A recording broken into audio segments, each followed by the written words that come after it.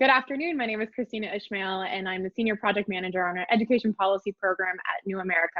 And today I am joined by Lisa Lucino, the Senior Director of Early Childhood Strategy at Berea Public Charter School. Lisa, hello. Hello. Thank you for joining us. Thank you. Thanks for giving me the opportunity to chat with you today. And for introducing me. Berea is a unique model in the District of Columbia. We are a two-generation public charter school serving both adults and children on site with comprehensive educational, health, and social services. So it's such a good model. I've had the chance to visit your site once, and I walked in and I just felt so at home as soon as I walked in. So even as an outsider, I loved it. So thank you. Thank you for all the work that you do. Thank you. Given that we are in the throes of a pandemic right now, there have been quick transitions to remote learning, kind of emergency remote learning, and having to move from in-person to that type of learning. Especially considering that you serve certain populations and certain ages. Can you tell us a little bit what that has looked like at Berea? Yeah, we had various challenges. We had spent so much time and have this long history and have been so intentional in operationalizing our values, such as parents are their child's first and most important teachers, into our model, which was all on site. We were faced with, how do we now do this same thing in the context of a distance learning model and do it quickly? So, two-generation learning for both adults and children on site, and then a complete radical shift, right? There were challenges such as providing the necessary and differentiated levels of tech support for children and families, as well as even for staff to be able to do their jobs. And making all of that comprehensible and getting people to start engaging with virtual meetings and creating consistency and routines, and then also just making that an enjoyable and enriching experience for everyone. We had challenges around, teaching and learning changes a lot when it's all coming through a screen, right? And we know that children construct knowledge through materials, through hands-on materials and social interactions. And then and a screen may not be the optimal medium that we would choose to use. So maintaining our focus on materials for children and making sure that kids and teachers had the necessary stuff to be able to do what they needed to do. We also had challenges around giving kids have been uprooted, right, from their routines, from their school, from their classmates and teachers. And in this time of their human development where they're gaining more autonomy, we were challenged with making sure we continued to have this focus on agency and autonomy and in an important time right now, as such as they are faced with being in confinement, really, and they may have lost any sense of control over over their lives. And so that was a challenge. And then parent schedules, right? Especially parents with multiple children at home who are dealing with different online platforms from perhaps the ones we use at our school, making sure that what we offered was something realistic for them and something that wouldn't add to their stress, but enrich what they were experiencing. So I think I alluded to social emotional support, but we wanted to make sure that was embedded in addition to content. So there were really multiple challenges. Just a few. And so I've mentioned some of it for you. Yeah, absolutely. So what have some of your solutions been? You've named some of the challenges. I know I heard there have been some deliveries of materials. Which I would love to hear more about that. So what are some of the solutions that you've been able to kind of implement? Well, we wanted to really consider carefully of course, the students, the population that we are serving. I don't think I mentioned that nearly 100% of our students in our daytime program are immigrants. Almost all of our children are dual language learners. So we really needed to be responsive and meet people where they were at, not offer activities or instruction that doesn't take into account their daily lives and their realities, plugging people into the support services that they needed.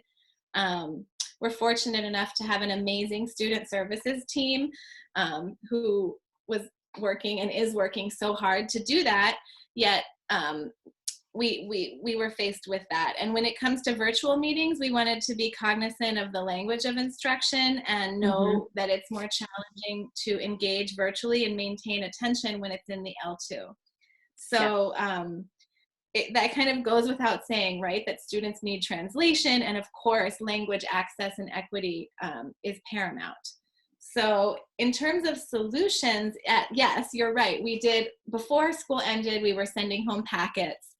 By week 1, we were gearing up to do deliveries of supplies for kids to be able to engage in distance learning, delivering those by week 2.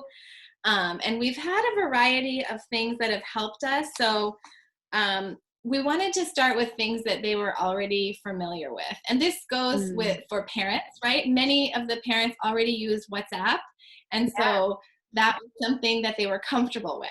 So we didn't want to switch to a platform that they had no knowledge of or experience with. And we're lucky enough that through our adult ed program, we have a lot of information about the platforms that they're already using and their levels of digital literacy. So kind of starting with what they know and designing our student portal accordingly so that all the resources we provide are accessible and that it's not a huge lift. We also have really focused on collaboration. So for example, like one teacher might manage the circle time meeting while the other is the technician. One teacher might be interacting more while one is kind of managing the technical aspects of it.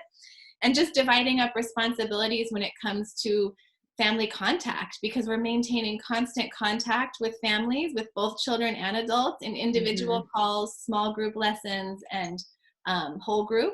And so the teacher collaboration has been really important. We needed to change our weekly planning forms to make sure they addressed the most important components for this new reality and included the elements we needed to address and plan for. I think I mentioned earlier tech support. We also wanted to, in terms of consistency, like keeping some things the same for children, the consistency of their circle time, really making it simple, showing them the visual steps, giving them the chance to vote on things and choose songs and bring things that they want to share. The teachers, they've learned a lot of different lessons that they've shared with each other. So, you know, less teacher talk and ample time for student talk has been important. This is a key outlet for them. Do you want me to go on about solutions? Well, can I ask a question, kind of a follow-up question to that? So are they connecting with kids on a video conference in some sort that they can see them during circle time? Yes, they are doing. So, and it's not a one-size-fits-all approach. So we are doing, certainly not. We are connecting with children through like Zoom circles, but there's also small groups that we break it up so that it's really, so that they can fully participate. So there are also times when we have smaller groups of kids, like 3 students at a time, interact, because it can be overwhelming to have that many on a call. And then there's the individual has been really key too. And there are some kids who want to have a video chat for 30 minutes and talk with their teacher, and others 5 minutes is more than enough. So we really try to customize based on the needs and the desires of the children and be responsive to family schedules as well. But there, I would say definitely constant contact. Yes. So if we're thinking about the lessons that you might have learned in all of this, where you've addressed some of the challenges that you face, as well as some of the solutions, do you have any lessons learned that you could share with other folks that may be struggling with some of these things, whether it's schedule or thinking about teacher collaboration time, how to connect with families, especially like maintaining current contact information, things like that? Yeah, well, and I also just want to preface this again by saying I'm fortunate to be able, I'm happy to be able to speak for the teachers, and I've learned so much from them. And so I've really benefited by being in their community meetings virtually and hearing and then being able to share because they are learning each day and each week. And then we're having age level meetings to share across campuses. That's great. Yeah, I definitely think that some kind of advice I would share or solutions that have worked well for us or approaches we've always we value, of course, trauma-informed models. And so we have to think about what that looks like in distance learning as well. Mm-hmm. And so kind of many teachers have been integrating mindfulness and self-care into what they offer for children and families. For example, one teacher is doing like walking meditations and naming the things that the teacher sees. I see this flower, I see the leaves, describing the color, the texture, the smell. And I just thought that was a great way to combine language development and mindfulness. Absolutely. Adults and children. And when I say adults and children all the time, because the parents are very intimately involved with the instruction that's happening. Some have started sending things like, how do we, thinking about really ways to get them to participate. Some have started sending out photo reminders 30 minutes before a meeting starts. Children, like I mentioned earlier, they need the hands-on materials, the visuals. So if they're going to be talking about ramps at Circle, they might send out a photo of that. Or if they're talking about birds, sending that out 30 minutes before it starts to get kids excited and engaged. We know kids are living in the moment. So it needs to be kind of right before.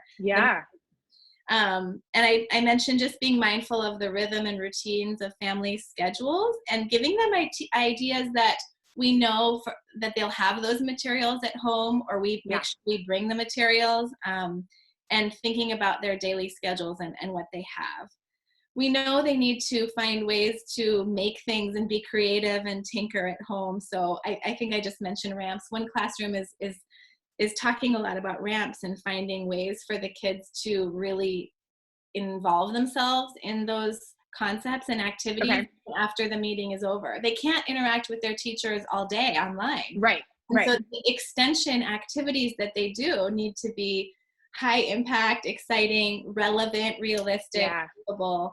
And the kids they're more likely to participate if they're sharing something or doing something they're exciting about. One classroom this week, they're going to be working on making sock puppets after reading a book that has something to do with socks. So they're bringing I love that.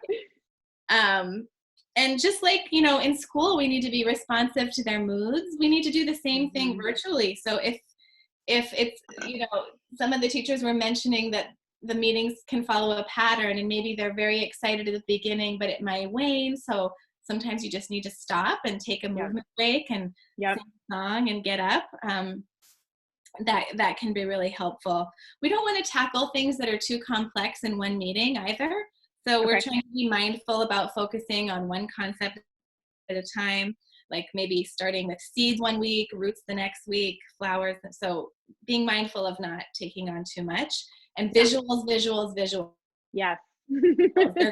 They're not, especially toddlers, right? We're engaging virtually with toddlers and 2-year-olds. So I know.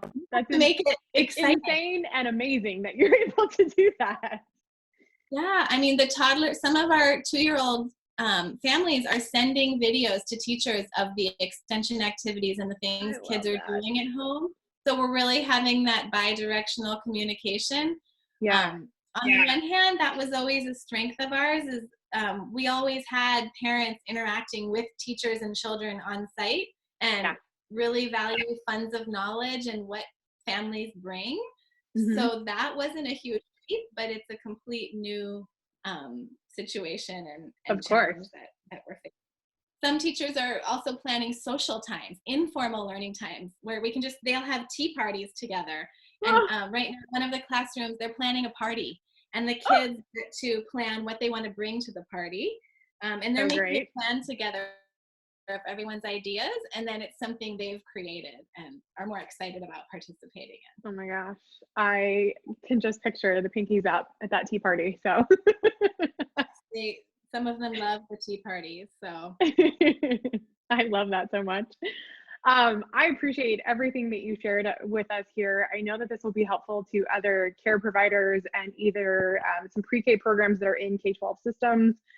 Is there anything else that you would want to share with folks, just kind of other takeaways or anything else relevant to where we are right now?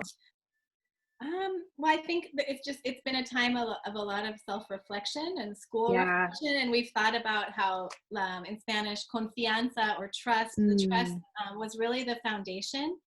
Um, hmm. the really strong relationships that the unique model affords to us really help to um, make the distance learning more successful. Yeah, And we feel like we've had the privilege of having this ongoing communication and interaction on field trips and in celebrations and within the walls of our classroom. And now we're doing that in a different way. So I would say continue to listen to families mm, and make sure that anything we provide virtually takes into account their reality right now. absolutely. Absolutely. That's incredible advice right there. Listening, and taking into consideration where our families really are. So I appreciate that. Lisa, thank you so much for your time this afternoon. We really Thank appreciate you. it. Thank you so much. Take care.